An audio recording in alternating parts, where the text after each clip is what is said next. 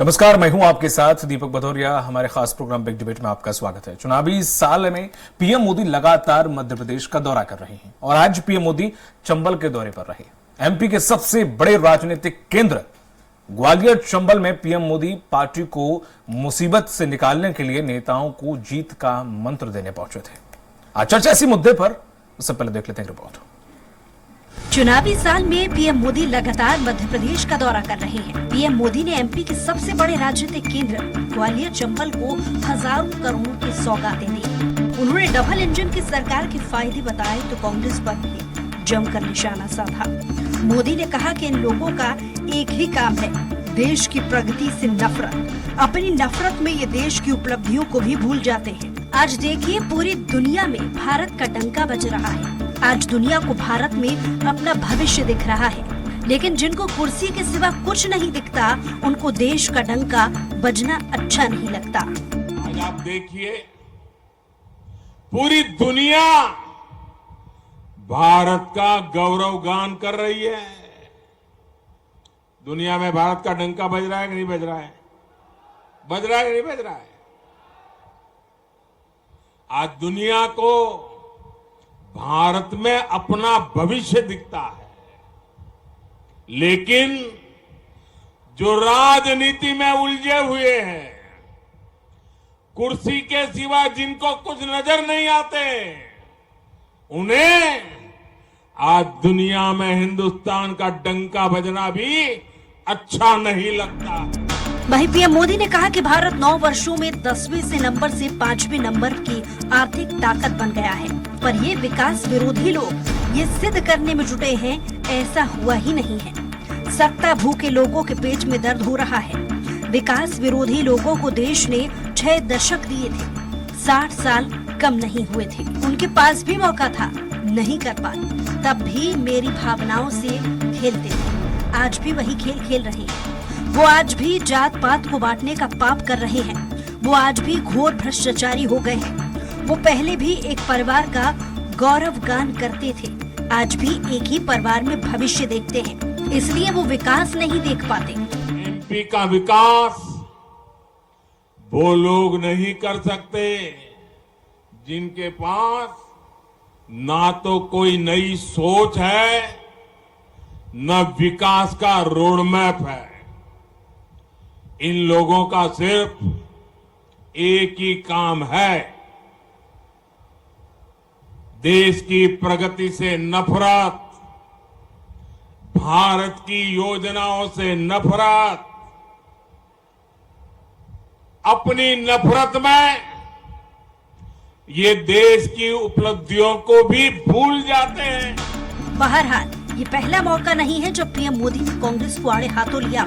इससे पहले भी पीएम मोदी कांग्रेस के ऊपर सवाल खड़े कर चुके हैं। ऐसे में बड़ा सवाल ये है कि सत्ता का सेंटर पॉइंट कहे जाने वाले चंबल संभाग में पीएम मोदी की सभा का चुनावी साल में कितना असर होता है। सलमान खान, स्वराज एक्सप्रेस, भोपाल। और इसी मुद्दे पर चर्चा करने के लिए खास पैनल हमारे साथ जुड़ा हुआ है। रोहित यादव हैं, कांग्रेस के प्रदेश प्रवक्ता। रोहित जी, आपका स्वागत है। वहीं सनवर पटेल जी हैं जो कि बीजेपी के प्रवक्ता हैं, आपका भी बहुत बहुत स्वागत है। और आर.के. शुक्ला जी हैं जो राजनीतिक विश्लेषक हैं। आर.के. शुक्ला जी, आपका भी बहुत बहुत स्वागत है। सनवर पटेल जी, 7 महीने में 8वां दौरा, 5 राज्यों में किसी भी राज्य में इतने दौरे नहीं जितने यहां हुए हैं। कहा यह जाता है कि अगर दिल्ली के सिंहासन पर बैठना हो तो उत्तर प्रदेश से रास्ता होकर गुजरता है, और अगर मध्य प्रदेश के शासन पर बैठना हो तो चंबल संभाग से रास्ता होकर गुजरता है। क्या यही एक मेन कारण था कि उन 34 सीटों पर प्रभाव जमाना? कितना कामयाब रहेगा? प्रदेश में चुनाव है और ग्वालियर चंबल में 34 सीटें हैं और 34 सीटों का अपना महत्व है। लेकिन मोदी जी की जहां तक आप बात करेंगे, जब मोदी जी मध्य प्रदेश में आए हैं, सौगातों की झड़ी लेकर आए। उन्होंने सौगातें देने का काम किया है मध्य प्रदेश को। आज भी देखिए, 19,000 करोड़ से ज्यादा की सौगातें मध्य प्रदेश को मिली है। 2,21,000 पीएम आवास के तहत हितग्राहियों को आज गृह प्रवेश मिला है। 417 करोड़ से ज्यादा की हमको एक ट्रेन मिली है। तो लगातार जब मध्य प्रदेश में मोदी जी आए, मध्य प्रदेश को उन्होंने सौगातें दिए भारतीय जनता पार्टी की सरकार जब से देश में है तब से, और मध्य प्रदेश की सरकार, डबल इंजन की सरकार ने मध्य प्रदेश का सर्वांगीण विकास करने का काम किया है। इसलिए मोदी जी जब जब आते हैं सौगातों की झड़ी लेकर आते हैं, हम उनका स्वागत करते हैं, उनका अभिनंदन करते हैं। और साथ ही इसमें कोई मनाही नहीं है कि ग्वालियर और चंबल एक महत्वपूर्ण संभाग है और वहां की सीटें महत्वपूर्ण सीटें हैं। निश्चित रूप से भारतीय जनता पार्टी इस बार ग्वालियर चंबल में भी बहुत अच्छा परफॉर्मेंस करने वाली है और जब मोदी जी आ गए तो निश्चित रूप से और उसको अप जाएगी। ठीक है रोहित जी, जिस तरह से पिछले बार अगर 2018 के चुनाव देखें तो आपने लगभग सुपड़ा साफ ही कर दिया था चंबल संभाग में बीजेपी का, 7 सीटें महज मिल पाई थी। लेकिन अब जिस तरह से अगर देखा जाए पूरा जोर लगा दिया है चंबल संभाग में बीजेपी ने, चाहे वो कोई बाहर से कोई नेता लाना हो, चाहे वो कि यूपी के नेता लाने हो, चाहे वो खुद के कोई बड़े बड़े मंत्री और नेता रहे हो, खुद शिवराज सिंह चौहान रहे हो। मोदी का ही एक आखिरी दौरा बचा था, लगभग वो भी हो गया, जो भी लगना था साम दाम दंड भेद लगा दिया। अब क्या लग रहा है आपको कि क्या कहीं ऐसा तो नहीं चंबल संभाग आपके पास से खिसक जाए, क्योंकि पहले जो आपने रणनीति वहां पर बनाई थी क्या अभी भी वो काम करेगी? गांधी जी और शास्त्री जी की जयंती पर उन दोनों महान आत्माओं को नमन करता हूँ जी, और जिन्होंने इस देश की नींव डाली उनको नमन है। अब रही बात ग्वालियर और चंबल संभाग की, तो सच्चाई ये दिखा रही है कि ये सिर्फ डैमेज कंट्रोल करने की स्थिति में वहां पे है। जीतने जैसा इनके पास कोई ऑप्शन बचा नहीं है। 34 में से 4 से 8 सीटें इनके पास आ जाए तो ये अपनी उपलब्धि मानना चाहिए इन लोगों को। अच्छा, मैं माननीय प्रधानमंत्री जी का वो भाषण भी, वो वक्तव्य भी सुन रहा था जो वो ग्वालियर में दे रहे थे। बार बार कह रहे थे वो डबल इंजन की सरकार आएगी तो ये होगा, डबल इंजन की सरकार आएगी तो वो होगा। तो पिछले 9 वर्षों से डबल इंजन की सरकार थी और ये लोकतंत्र में एक तरह की ब्लैकमेलिंग मानता हूं मैं इस बात को कि आप अगर ये बोलते हैं कि अगर केंद्र में हमारी सरकार है, राज्य में कोई और सरकार आई तो हम विकास नहीं करेंगे, इनडायरेक्टली आप उसको ब्लैकमेल कर रहे हैं। फिर उन्होंने दूसरी बात एक बड़ी अच्छी बार बार वो उठा रहे थे कि यहाँ पे जो हैगा वो हमने जो सौगातें दी है वो सब उन्हीं की दी हुई है, कुल मिला के कोई सोच नहीं है, कोई विजन नहीं है कांग्रेस के पास। तो मैं उनको याद दिलाना चाहता हूँ, इस देश की नींव जब रखी गई थी, हमारे पहले प्रधानमंत्री जो थे माननीय नेहरू जी, उन्होंने एक नई सोच उस जमाने में रखी थी जब IIT, IIMs और इसरो, जिसपे आज सारी उपलब्धियां हमको मिली, चाहे वो हमारे इंजीनियर हो, साइंटिस्ट हो, डॉक्टर्स हो, ये सारी उपलब्धियां हमारी नई सोच थी जो नेहरू जी ने समय से बहुत पहले देख ली थी, चाहे वो हमारी हरित क्रांति हो, चाहे वो हमारी श्वेत क्रांति हो। तो मोदी जी कुल मिला के सच्चाई ये है कि जैसे तुलसीदास बाबा जी की एक बड़ी अच्छी रामायण की चौपाई में उनके ये कहना चाहता हूँ कि मनु मलिन तनु सुंदर कैसे, विषरत भरा कनक घट जैसी। तो इनकी सारी बातें, इनके सारे वादे और इनकी जितनी भी अभी चल रही जो भी इनकी योजनाएं हैं वो देखने में बड़ी सुंदर और आकर्षक है, मगर वो जनता की भलाई करने की नहीं है।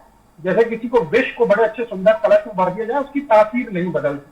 यही तासीर भाजपा की चाल करे तो चेहरे की है, जो दिखाने का अलग है और क्रियान्वयन के लिए जब वो आते हैं तो वो कहीं भी नहीं तक एग्जिस्ट करते हैं। अब मैं आपको बताऊं, गांधी जयंती है, गांधी जी ने हमेशा कहा कि आप कमजोरों के साथ खड़े दिखें। पर विकास की बात तो बहुत दूर की, ये बार बार बोलते सबका साथ सबका विकास। मैं आपको बताऊं, मध्य प्रदेश में जो ये बोलते हैं चेक 1 2 3 1 2 3 चेक चेक चेक, पूरे देश में नंबर 1 है। 2020 के गृह मंत्रालय के आंकड़े हैं, कुल 14,371 केस मामले उनके ऊपर दर्ज हुए हैं। 2,339 केस सिर्फ बलात्कार के हुए हैं और जो 18 साल से अधिक उम्र की महिलाएं गायब हुई वो 10,61,648 हुई। 18 साल से कम उम्र की जो बच्चियां गायब हुई वो 13,13,078 गायब हुई। तो सॉरी 2,55,403 गायब हुई। कुल मिला के 13,13,078 महिलाएं और बच्चियां गायब हुई। तो आप पहले मूलभूत सुरक्षा और साधन को दे दें, उसके बाद आप विकास की बात करें, उसके बाद आप अपनी जो झूठे जुमले वादे जो आप लाल किले से भी करते आए हैं। 100 स्मार्ट सिटी देने की बात हुई थी आपसे 9 साल पहले, मुझे धरातल पे एक भी स्मार्ट सिटी बता दीजिए। सारे सांसदों ने एक एक गांव गोद लिए थे, वो कहाँ है? आज उनसे कोई सवाल पूछने वाला नहीं मिलता है। ये बोलते हैं पूरे विश्व में हमारा डंका बज रहा है। आज मोदी जी बार बार मंच से पूछ रहे कि डंका बज रहा है कि नहीं बज रहा है। तो डंका ये बज रहा है कि वर्ल्ड प्रेस फ्रीडम एक्सप्रेस में कुल 180 देश है, इसमें हमारी स्थिति 181वीं स्थिति पे पहुंच गया है, जबकि 2022 में 150 थी, 150 नंबर पे थी। आप ये सोचिए, बेरोजगारी में हम टॉप की कंडीशन में पहुंच रहे हैं। आप उसमें बोल रहे हैं कि हमारा विश्व में डंका बज रहा है। आपको शर्म भी नहीं आती मोदी जी झूठ बोलने में? आप इस प्रधान पद पे बैठ के आप झूठ बोलना आपको शोभा नहीं देता। ठीक रो जी, आर.के. शुक्ला जी, जिस तरह से देखें, चाहे वो मोदी जी भी आज पूरे टाइम अगर देखा जाए सौगातों के बाद वो पूरे भाषण में सिर्फ एक ही चीज बोलते रहे, विकास विरोधी और जाति पाति तमाम चीजें। और कमलनाथ जी गए थे, उन्होंने भी 14 मिनट का भाषण दिया जिसमें से 12 मिनट उन्होंने शिवराज सिंह चौहान को कोसा था, बाकी 2 मिनट में उन्होंने बाकी बेरोजगारी की तमाम मुद्दों की बात की थी। समझ में ये नहीं आता कि जब भी कोई नेता आता है कहीं पे आप दूसरों की कमियां गिना नहीं, अपनी अच्छाइयां गिनाइए ना। वो तो चलो विपक्ष में बैठे हैं, ठीक है, कोसने के अलावा उनके पास दूसरा कोई ऑप्शन है नहीं, वो ऐसे ही वोट लेंगे। लेकिन आप तो सरकार में रहे हैं, आप तो ये उनको कोसने का क्या फायदा जो सरकार में नहीं आए कई सालों से।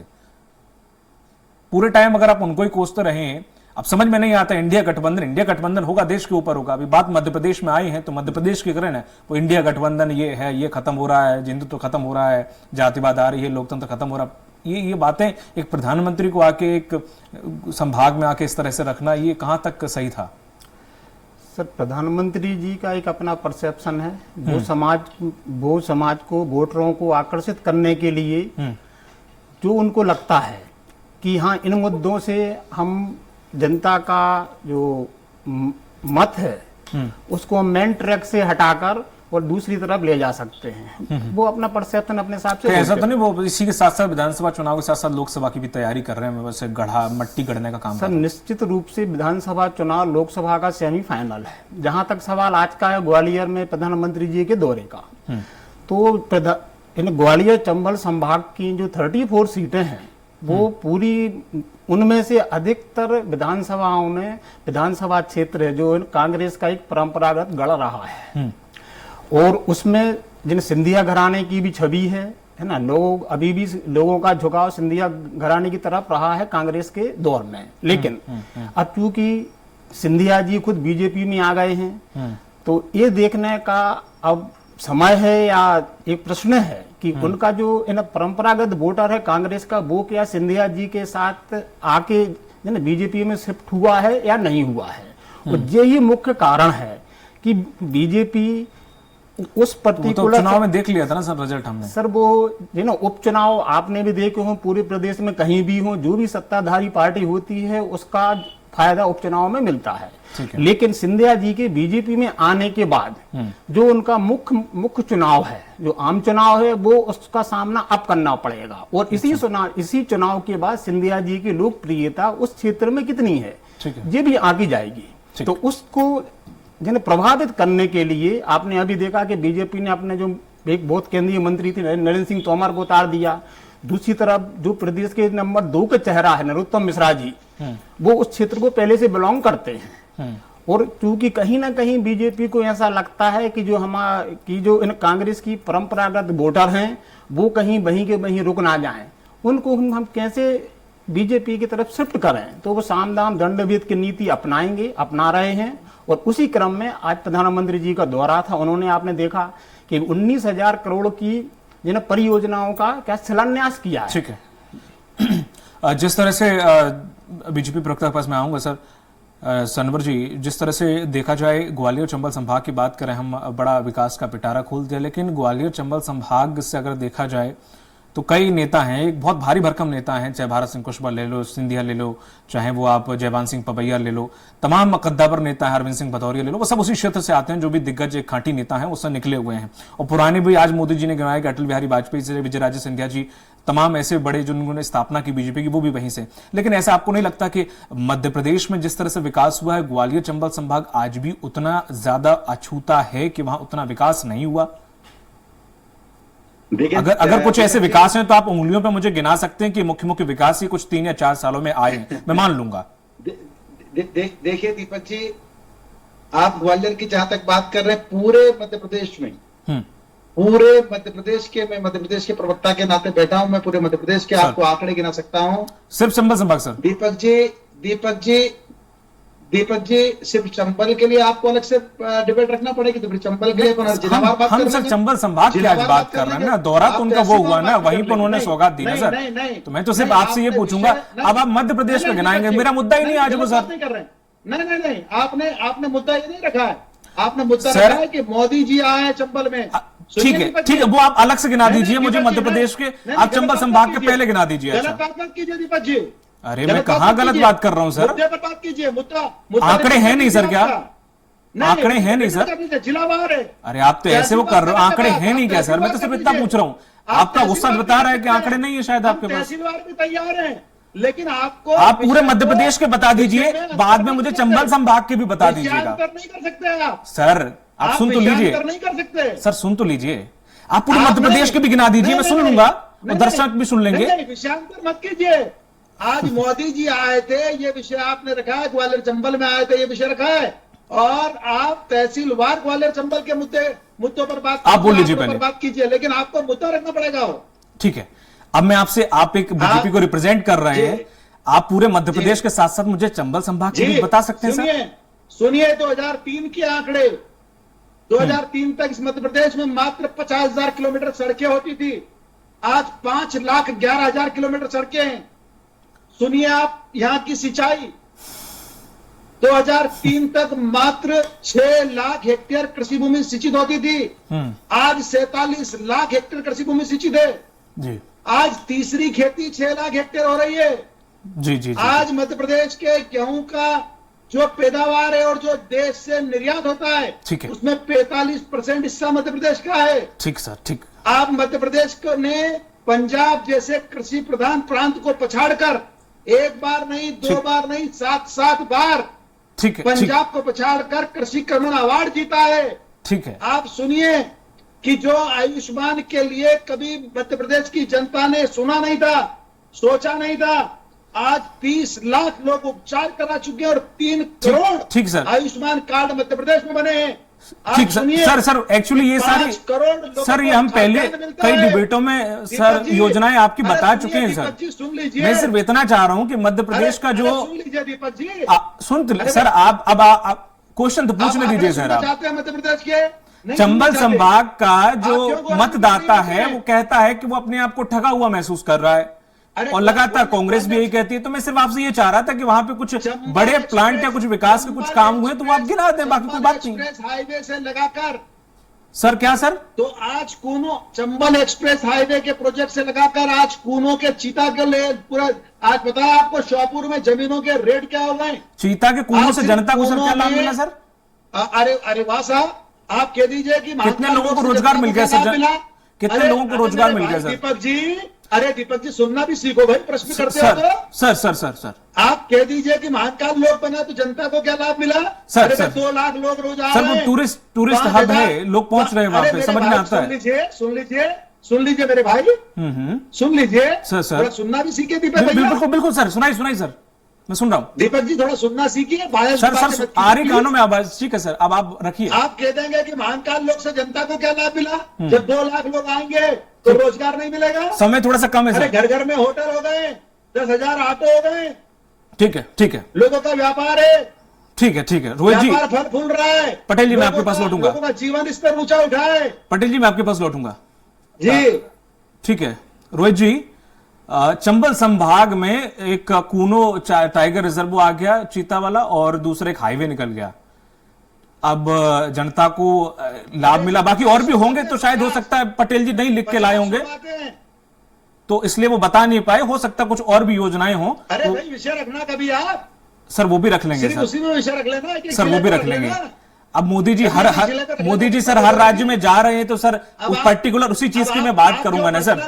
आप क्यों अब वहां पे वो पहुंचे तो जाहिर सी बात है सर, चंबल संभाग को साधने के लिए पहुंचे तो मैं वहीं की पूछूंगा ना सर। अब आप नहीं, वो बात अलग है कि आप नहीं लाए या फिर अभी सर्च नहीं कर पा रहे, वो बात अलग है, ठीक है, मान लेता हूं मैं। रोहित जी, चंबल संभाग में कितना विकास हुआ? आप अगर वहां पर कभी गए हो या फिर आपको शायद पता हो कि बीजेपी ने इतना विकास वहां पे किया हो? देखिए चंबल संभाग पे मैं बहुत बार मेरा जाना आने तो नहीं हुआ है, मगर जहां तक मेरी आप जैसी जानकारी मुझे उपलब्ध कराई गई पटेल सर द्वारा, तो ये बात सच है कि एक्सप्रेस में निकला है, और मैं इसके लिए नितिन गडकरी जी को बधाई देता हूँ। उसमें कोई शक नहीं है कि काम किया गया है उसमें, कोई बात नहीं। उन्होंने जैसा आपने पार्क बनाया, चीते बाहर से लाए, 11 पता चल रहा है उसमें से 9 मारे गए हैं। सर मर गए सर, मारे नहीं गए सर, ऐसा मत बोलिए। देखिए मर गए क्यों? क्योंकि आपको ये मालूम होना चाहिए कि वो इस वातावरण में नहीं एडजस्ट कर पाएंगे। आपने साउथ अफ्रीका से अपनी जिद को हासिल करने के लिए, पुरानी इनकी राजनीतिक द्वंद्वता है, कि गुजरात के शेर हम यहाँ नहीं लाएंगे, उसके बदले हमने खूनों में चीते ला के रख दिए साउथ अफ्रीका से। ये बहुत पुरानी लड़ाई, आप भी इस बारे में जानते होंगे। जब यहाँ केंद्र में कांग्रेस सरकार हुआ करती थी, राज्य में भाजपा की गुजरात में हुआ करती थी, ये तब की लड़ाई है, ये डिबेट का विषय नहीं। अब बात होती है यहाँ महाकाल लोग जैसे जगह बनाने की। मैं नमन करता हूँ कि इंजन की योजना बनी, मगर उससे भ्रष्टाचार देखिए कितना बड़ा हुआ। आप ये देखिए कि क्या आप सिर्फ मंदिर मस्जिद बना के रोजगार देना चाहते हैं? मैं ये पूछना चाहता हूं आपसे बहुत ईमानदारी के साथ कि क्या इन जन भावनाओं से ऊपर उठकर रोजगार की बात करेंगे? मैं जबलपुर का रहने वाला हूं। सन 75 का इतिहास उठा के देखिए, यहाँ की कुल पॉपुलेशन 4.5 लाख थी और यहाँ सिर्फ केंद्र सरकार द्वारा चलाने वाली ऑर्डिनेंस फैक्ट्री जो चलती थी उनमें 65,000 वर्कर काम करता था। हर चौथा व्यक्ति इस शहर का जो कि सेंट्रल गवर्नमेंट एम्प्लॉय होता था, इसके अलावा रेलवे था, तार एंड डाक था, उसके अलावा और भी बहुत सारे एनपीजी हुआ करता था। आज स्थिति यह है कि उन टोटल 5 फैक्ट्रियों को मिला लिया जाए तो 4,500 आदमी काम करने वाला नहीं बचा है, जबकि यहाँ की पॉपुलेशन 25 लाख से ऊपर है।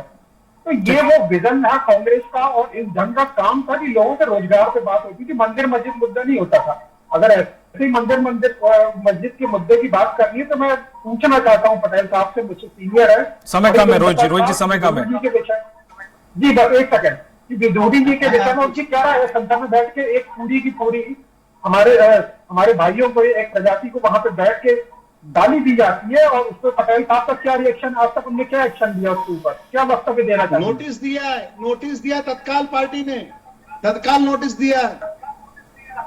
नोटिस का क्या हुआ? नोटिस दिया है रोहित जी। ठीक है, फिर क्या करेंगे? ठीक है रोहित जी, चूंकि समय ज्यादा मेरे पास नहीं है, माफ कीजिएगा। आर के शुक्ला जी, जिस तरह से देखा जाए, हम चंबल संभाग की बात कर रहे हैं क्योंकि मोदी जी वहां पे पहुंचे, जाहिर सी बात है, किसी छुपा नहीं है कि वो चंबल संभाग को साधने के लिए वहां पहुंचे थे, और जरूरत भी थी क्योंकि पिछली बार हालत बहुत ज्यादा खराब थी। अब ऐसे में अगर बात करें कि अगर सिंधिया हो चाहे केंद्रीय मंत्री, 2 या 3 केंद्रीय मंत्री वहां से आ जाते हैं, ठीक है, उसके बाद अच्छे खासे 3 से 2-3 में इस कैबिनेट में आ जाते हैं, ठीक है, उसके बावजूद भी वहां पर अगर हम देखें कि वाकई इतने मंत्री होने के बावजूद भी, ग्वालियर की बात कर ले, वहां तो ग्वालियर तो सबसे मुख्य है, नरोत्तम मिश्रा भी वहीं से आते हैं, ठीक है। ग्वालियर की अगर बात करें तो ग्वालियर के लिए मुझे ऐसा याद है कि राजनाथ सिंह ने शायद ग्वालियर के पास में एक ऑर्डिनेंस फैक्ट्री में जरूर कुछ काम हुआ था जो कि सेना के लिए थी। उसके अलावा कुछ ऐसा कोई बड़ा काम या बड़ी कोई फैक्ट्री जिससे लोगों को रोजगार मिले या कहीं भटकने से वो यूपी ना जाएं या फिर कहीं और ना जाएं, ऐसा कोई बड़ा रोजगार ऐसे शायद इन कुछ सालों में नहीं दिखाई दिया वहां पर। हाँ, हाईवे निकला, मैं मानता हूं ये चीज, थोड़ा सा रोडें वहां पर बनी है, ये भी मानता हूं, लेकिन जो विकास एक्चुअली में होना चाहिए था, क्योंकि हाँ, आपको डाकुओं को खत्म कर दिया, बस इतना ही होता चंबल संभाग का विकास। सर, जहां तक सवाल रोजगार का है तो पूरे प्रदेश में जिन्हें बेरोजगारी एक बहुत बड़ा मुद्दा है, और इसी क्रम में ग्वालियर चंबल संभाग भी अछूता नहीं है, क्योंकि जिन्हें बेरोजगारी सभी पूरे प्रदेश में चाहूं और है ना। अब इसके लिए बीजेपी माने, कांग्रेस उसका विरोध करे, वो उनका राजनीतिक स्टंट है, वो लेते रहेंगे। लेकिन ग्वालियर में प्रधानमंत्री जी की जो आज दौरा हुआ, उसके 2 मायने शायद और हमें सोचना पड़ेंगे कि जो इसके अभी कुछ साल पहले जो है ना किसान आंदोलन हुआ था, वो निश्चित रूप से जो है ना प्रदेश का सबसे अधिक किसानों का उसमें योगदान मध्य प्रदेश से था, तो उसी बेल्ट के किसान थे। दूसरी तरफ अभी जो हमारी नई योजना भारत सरकार लाई है अग्निवीर, पूरे प्रदेश से जितने भी आर्मी में लोग जाते हैं उनमें सबसे अधिक रोल या सबसे अधिक संख्या ग्वालियर, भिंड, मुरैना एरिया की रहती है। निश्चित रूप से अग्निवीर योजना को अगर हम देखें, अच्छी योजना है, उसको अपन उसके अच्छाई और बुराई में नहीं जाते हैं, लेकिन जो हमारी पुरानी स्कीम से अगर तुलना की जाए तो निश्चित रूप से वहां के युवाओं में उसका भी रोष है कि अब आप हमें 4 साल की नौकरी के बाद घर भेज दोगे, फिर हमें कहीं ना कहीं फिर से जॉब सर्च करना है। हाँ, कंपनसेशन गवर्नमेंट दे रही है, एक्सपीरियंस दे रही है और कुछ लोगों को ले भी रही है, लेकिन ये 2 फैक्टर भी उस एरिया में मायने रखेंगे, किसान आंदोलन और अग्निवीर योजना। बेरोजगारी के साथ साथ ये 2 मुद्दे भी उस क्षेत्र में काम करेंगे आने वाले आम लोग। वहां पे वो पूरा संभाग सर कई फैक्टर से गुजरेगा, सिर्फ इससे नहीं कि विकास वहां पे हुआ, एजुकेशन या हेल्थ सेक्टर, वहां पे सिंधिया का गुट अलग है, जयवान सिंह पवैया का गुट, सबके अलग जनाधार हैं। अब उसमें कितना क्या क्लैश बैठता है, कितने क्या हिसाब किताब बैठता है, तभी केंद्रीय मंत्री को वहां उतारना पड़ेगा। कुछ तो ऐसे हालात हैं वहां पे तो थोड़ा देखना पड़ेगा, क्योंकि ग्वालियर चंबल संभाग का मतदाता बड़ा घुमा हुआ दिमाग का रहता है, वो कुछ बताता है, कुछ वोट करने जाता है, तो तमाम सारी चीजें सिनेरियो को देखना पड़ेगा। उस पर आप अच्छे राजनीतिक भी उस पर टिप्पणी नहीं करते कि वहां का लगता था किसकी तरफ घूमेगा। चलिए बहुत बहुत शुक्रिया हमारे साथ जुड़ने के लिए। पटेल जी आपका, यादव जी आपका और शुक्ला जी आपका भी, तीनों लोगों का बहुत बहुत शुक्रिया। पीएम मोदी के ग्वालियर और चंबल संभाग के दौरे का असर आने वाले विधानसभा चुनाव में 34 सीटों पर पड़ेगा। बता दें कि 2018 विधानसभा में बीजेपी को 34 विधानसभा सीट में से महज 7 तक सीमित रहना पड़ा था। बाद में उठापटक के बाद फिलहाल 17 विधानसभा सीटें हैं। ऐसे में इस बार बीजेपी का इन सीटों पर बढ़त बनाने के लिए मोदी मैजिक कितना कमाल दिखा पाता है, देखने वाली बात होगी। मुझे दीजिए इजाजत, नमस्कार।